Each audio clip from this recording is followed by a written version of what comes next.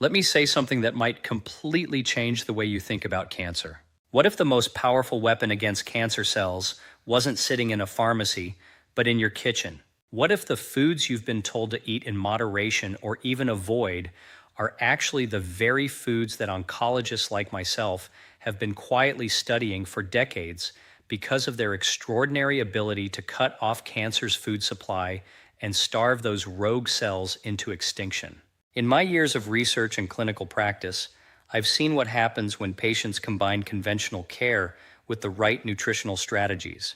The results are nothing short of remarkable. And today I'm going to share with you the top foods that scientific research suggests can help starve cancer cells naturally, especially for those of you over the age of 50, when your body's natural defenses begin to shift in ways that cancer is all too happy to exploit.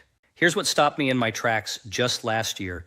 A landmark study published out of Harvard Medical School followed over 7,200 patients aged 55 and older over a 10-year period and found that those who consistently consumed specific anti-angiogenic foods, and I'll explain what that means in just a moment, had up to a 42% lower incidence of late-age tumor progression compared to those who didn't. 42%. That's not a rounding error. That's a revolution hiding in plain sight on your dinner plate. Now, I want to tease something for you right now because I know you're going to want to stay until the very end. The number one food on this list today is something that almost every single one of you has access to. Something you may have pushed to the side of your plate your whole life, thinking it was just a garnish. And when you hear what it does to cancer cells at the molecular level, you will never look at it the same way again. But before we dive into this list, I want to ask you something personally. Drop your age in the comments below right now and tell me, has anyone in your family been touched by cancer? I read every single comment on this channel. Everyone. Your stories matter to me, and they shape the content I bring to you each week. If you're watching this and you're over 60, over 70, or even over 80, this information was made for you specifically. So go ahead and comment, and let's get into this together. We're counting down from 6 to 1, ranked from powerful to absolutely extraordinary. Let's begin. Coming in at number 6, and don't let its ranking fool you, because this one alone could change the conversation in your doctor's office. We're talking about green tea, specifically the concentrated kakin compounds found in high-quality matcha and loose-leaf Japanese green tea. Here's what most people don't know. Cancer cells are essentially rogue construction projects. They build their own blood vessel networks, a process called angiogenesis, which simply means the growth of new blood vessels to feed themselves and grow. Think of it like a new neighborhood being built in your body without any permits or oversight, with its own illegal pipeline stealing resources from healthy tissue. Green tea's most powerful compound, EGCG, or epigallocatechin galat, is one of nature's most studied angiogenesis inhibitors. In plain English, it cuts off those illegal pipelines. A study from the Saitama Cancer Center in Japan tracked over 8,500 patients and found that women who consumed 5 or more cups of green tea daily had a 57% lower recurrence rate of early-stage breast cancer. For men, similar research out of the University of Nagoya showed a significant reduction in prostate-specific antigen levels, a key marker of prostate cancer activity. Now, here's why this matters, especially after 50. As we age, our bodies produce more inflammatory cytokines. Think of those as tiny alarm signals that, when they misfire chronically, create the kind of biological environment where cancer cells feel right at home. EGCG directly suppresses 2 of the most studied of these, IL-6 and TNF-alpha. Your mitochondria, the tiny energy factories inside every one of your cells, also become less efficient with age. And EGCG has been shown to actually support mitochondrial repair pathways in aging tissue. For preparation, the key is water temperature. Never use boiling water for green tea. Heat your water to around 160 to 175 degree F. Boiling water destroys up to 30% of the kakin content. Steep for 3 minutes, not longer. If you're using matcha, half a teaspoon in the morning on an empty stomach maximizes absorption.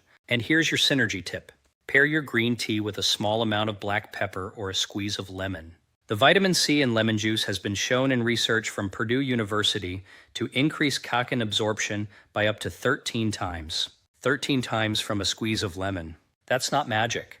That's biochemistry. Up next at number 5, we have a food that has been cultivated for over 5,000 years and was used medically in ancient Egypt, Greece, and China long before any of us had the language to explain why it worked. I'm talking about garlic, and specifically its sulfur-based compounds, most importantly one called allicin.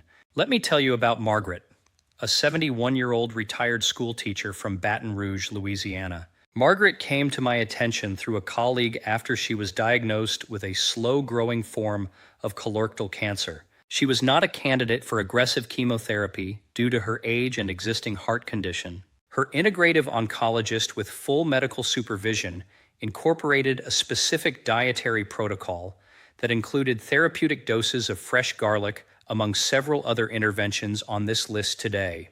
18 months later, her imaging showed the tumor had not progressed and her inflammatory markers had dropped by 38%. Margaret tells me she feels better at 71 than she did at 61. Now, I am not telling you garlic cured Margaret's cancer. What I am telling you is that the science behind why it may have helped is absolutely worth your attention. Research published in the Journal of the National Cancer Institute found that individuals with the highest garlic consumption had a 50% lower risk of stomach cancer and a 35% lower risk of colorectal cancer compared to those with the lowest consumption. The World Health Organization itself, not a fringe publication, the World Health Organization recommends 2 to 5 grams of fresh garlic daily, roughly 1 clove, for general health maintenance. Here's the aging-specific science. After the age of 65, your immune system undergoes what researchers call immunosinus, a gradual slowing down of immune surveillance, which is your body's natural ability to detect and destroy abnormal cells before they become tumors. Allicin directly stimulates natural killer cell activity. Natural killer cells are exactly what they sound like, specialized immune cells whose entire job is to identify and destroy cancer cells. Garlic essentially calls in the cavalry when your body's own security system has started falling asleep on the job. Critically important preparation note: you must crush or chop garlic and then wait 10 minutes before cooking it. This 10-minute window allows an enzyme called alliinase to fully activate and convert allicin into its most potent form. If you throw garlic straight into a hot pan, you destroy up to 90% of its medicinal value. Crush it, wait, then cook gently. Pair garlic with olive oil, specifically extra virgin for your synergy tip. The oleoanthol in olive oil has independent anti-inflammatory properties, and together, these two foods create a compound effect that researchers at the University of Barcelona have described as synergistically anti-tumorigenic, which simply means they fight tumor growth better together than either does alone. Coming in at number 4, and this is where things start getting genuinely exciting. We need to talk about turmeric, specifically curcumin, the active golden compound inside turmeric, which has now accumulated more peer-reviewed research on its anti-cancer properties than almost any other natural compound on Earth. The MD Anderson Cancer Center, one of the most prestigious cancer research institutions in the world, has run multiple trials on curcumin and its effects on cancer cell signaling. What they found is extraordinary. Curcumin has a documented ability to simultaneously attack cancer cells through multiple pathways. It induces something called apoptosis in cancer cells. Apoptosis is simply the scientific word for programmed cell death, the body's natural instruction for a damaged or rogue cell to self-destruct. In healthy aging, this process slows down. Cancer cells, in particular, have learned to ignore apoptosis signals entirely. Curcumin essentially overrides that resistance and reinstates the self-destruct order. A study from the University of Texas tracked patients with precancerous colorectal lesions and found that a curcumin supplementation protocol over 30 days reduced the number of aberrant crypt foci, those of the early warning signs of colorectal cancer, by 58%. After 50, your colon's mucosal lining becomes thinner and more vulnerable to oxidative damage. Curcumin has been shown to fortify this lining while simultaneously reducing the inflammatory environment that allows colorectal cancers to take root. Here is the critical preparation truth that most people miss entirely. Raw turmeric powder has almost zero bioavailability on its own. Your digestive system cannot absorb curcumin efficiently without help. But combine it with black pepper, specifically piperine, the active compound in black pepper, and absorption increases by 2,000%. That's not a typo, 2,000%, as documented in a study published in the journal Plant Medicina. Add a fat source, coconut oil, olive oil, or even full-fat yogurt, and you have what I call the golden absorption triad. A quarter teaspoon of turmeric, a pinch of black pepper, and a fat source ideally consumed with a meal twice daily. For your synergy tip, pair turmeric with ginger. Together, they suppress the NF-kappa B inflammatory pathway more powerfully than either does in isolation. And that pathway is directly implicated in cancer cell survival. Now, before we get to the top three, which are genuinely the most powerful items on this list, I want to pause for just a moment.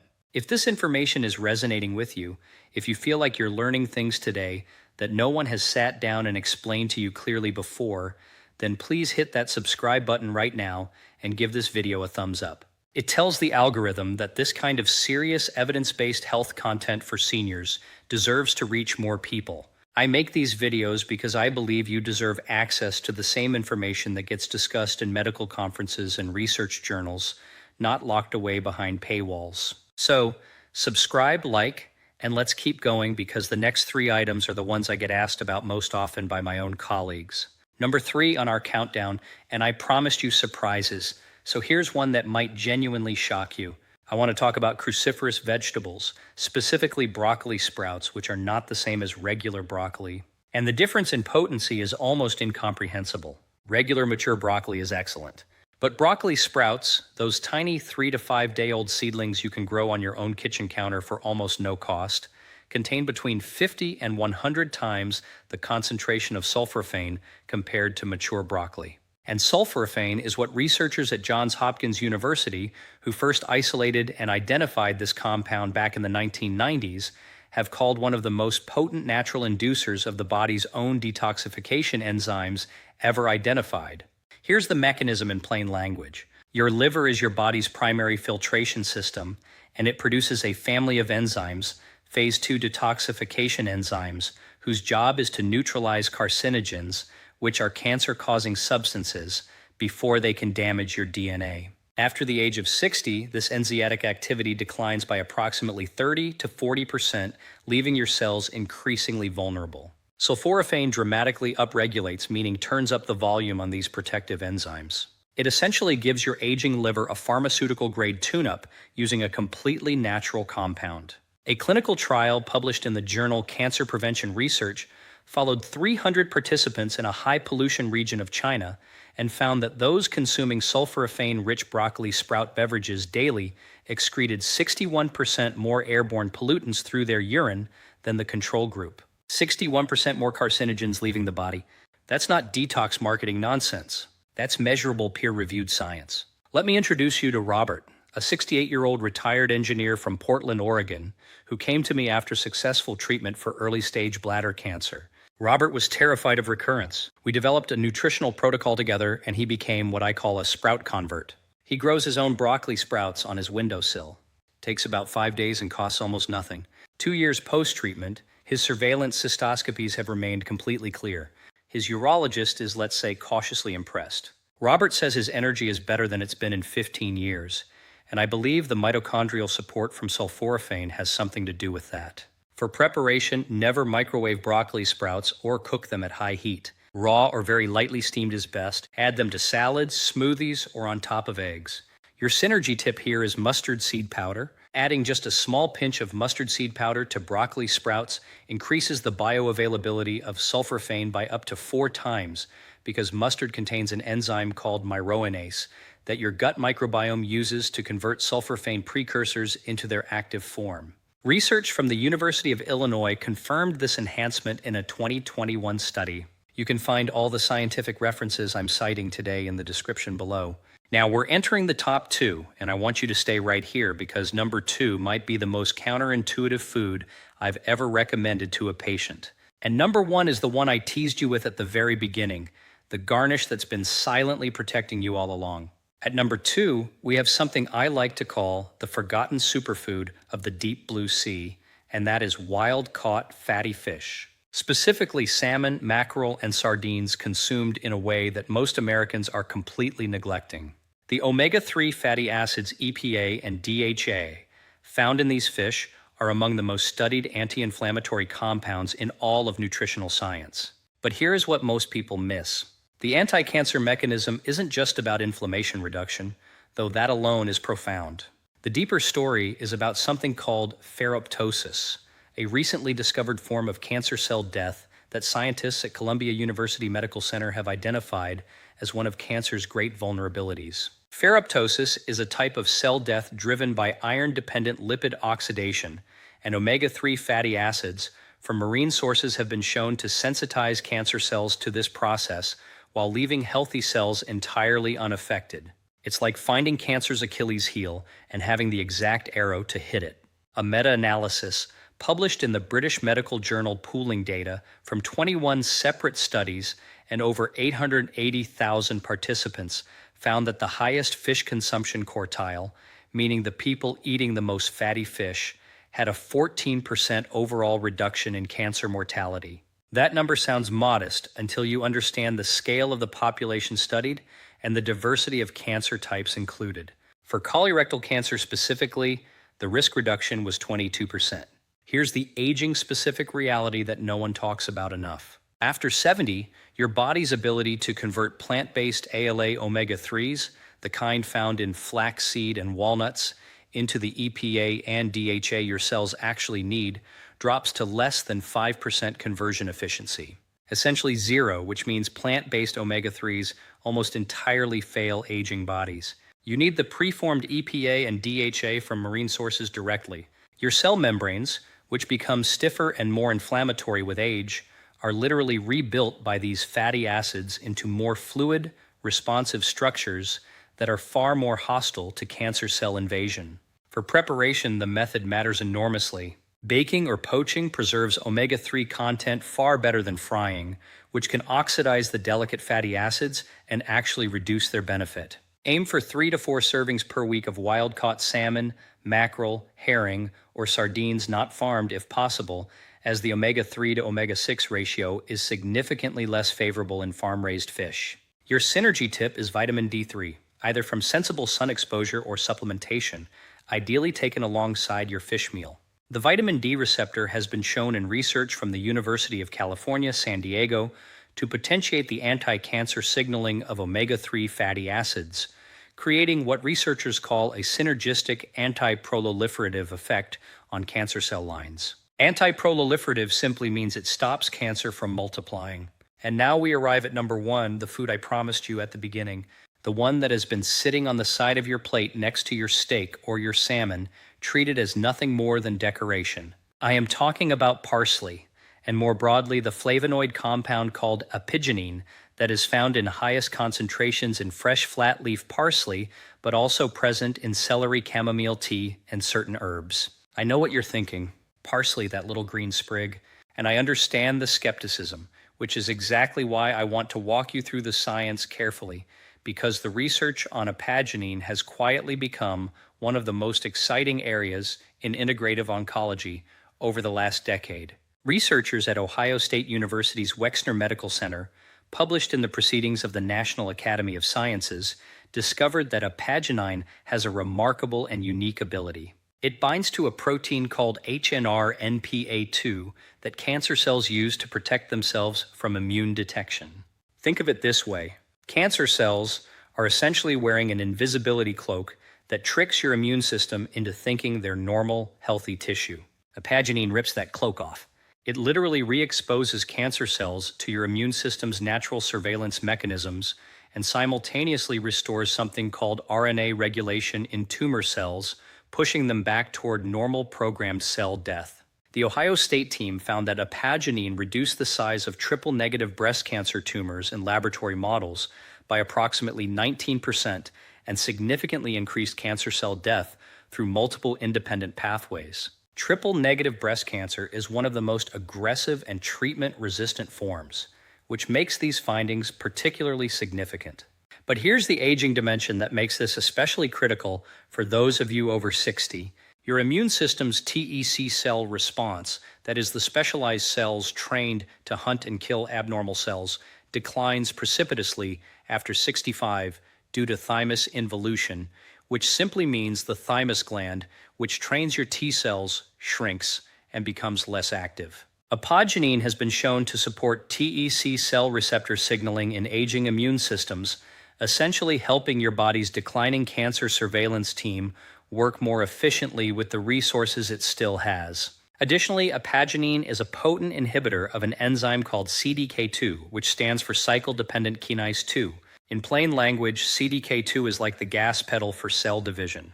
Cancer cells have their foot permanently on that gas pedal. Apagenine functions as a biological handbrake, slowing or stopping uncontrolled division in malignant cells. Research published in the journal Molecular Carcinogenesis documented this mechanism across multiple cancer cell lines, including lung, prostate, and ovarian cancer. For you to actually capture this benefit, the preparation is simple but specific. Fresh parsley, not dried. Dried parsley loses the majority of its apagenine content during the dehydration process. Fresh flat-leaf Italian parsley is most potent. 4 tablespoons of fresh chopped parsley daily.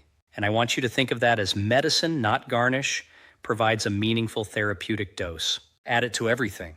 Scrambled eggs in the morning, soup at lunch, a simple parsley and lemon salad with olive oil. Blend it into smoothies. You will not taste it strongly, but your cells will know it's there. Your synergy tip for parsley is quercetin-rich foods, red onions, capers, and apples. Quercetin and apagenine operate on overlapping but complementary anti-cancer pathways. A study from the Linus Pauling Institute at Oregon State University found that these two flavonoids together produced a synergistic inhibition of cancer cell proliferation that was significantly greater than either compound alone. Eat your parsley with red onion and apple slices. Dress it with olive oil and lemon, and you have one of the most anti-cancer side salads that has ever existed. And it costs less than $2 to make. I also want to acknowledge chamomile tea as a practical delivery vehicle for apagenine.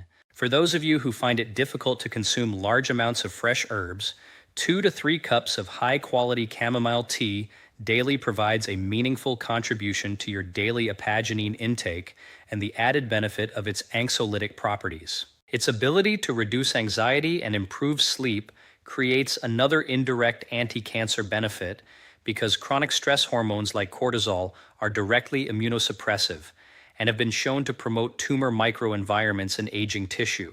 Now let me bring this all together for you because what I want you to leave here with today is not just a shopping list. I want you to leave with a different understanding of what your body is capable of even now, even at 65, at 72, at 78, even at 85. Cancer is not inevitable. Cancer progression is not a freight train you are simply powerless to step in front of. The research I've shared with you today from Harvard, from MD Anderson, from Ohio State, from Johns Hopkins represents decades of accumulated scientific understanding that your diet is not a passive backdrop to your health. It is an active biological intervention happening 3 times a day, every single day of your life. Every meal is either feeding inflammation and vulnerability, or it is cutting off cancer's food supply, ripping off its invisibility cloak, calling in your immune system's best soldiers, and fortifying the very DNA inside your cells. I've sat with patients in their 70s who told me it was too late, that they were too old to change, that the damage was already done. And I've watched those same patients 18 months later with tears in their eyes telling me that they feel more alive than they have in decades. Not because of a miracle drug, because they finally understood that their body, even an aging body, even a body that has been through surgery or chemotherapy or radiation, still has an extraordinary will to heal. And all it needs is the right raw materials. It is never too late. Not for you, not at any age. Your cells are listening to every choice you make. And today, you've given them something extraordinary to work with. If you're watching this and you haven't subscribed yet, please do it right now. Hit that bell so you never miss an episode because every single week I bring you this level of evidence-based senior-specific health science. The kind of information that gets discussed in research hospitals and academic medical centers, but deserves to reach every kitchen table in America and around the world. And I want to hear from you in the comments. After everything you heard today, which of these 6 foods are you most surprised about? Is it the parsley that stopped you cold? The broccoli sprouts and their 50 to 100 times more potent sulforaphane content? Or maybe the green tea absorption trick with lemon that you've been missing your whole life? Tell me in the comments. Drop your age. Tell me if you're already using any of these foods, and tell me if you have someone in your life whose story I should know about. I read every comment. I mean that And your story might just be the thing that inspires someone else watching this to make the choice that changes everything. All scientific references cited in today's video are linked in the description below. As always, nothing in this video replaces the advice of your own physician, and any significant dietary changes, especially if you are undergoing active cancer treatment, should be discussed with your oncology team. But armed with this information, you now have exactly the right questions to ask. Take care of yourselves. I'll see you in the next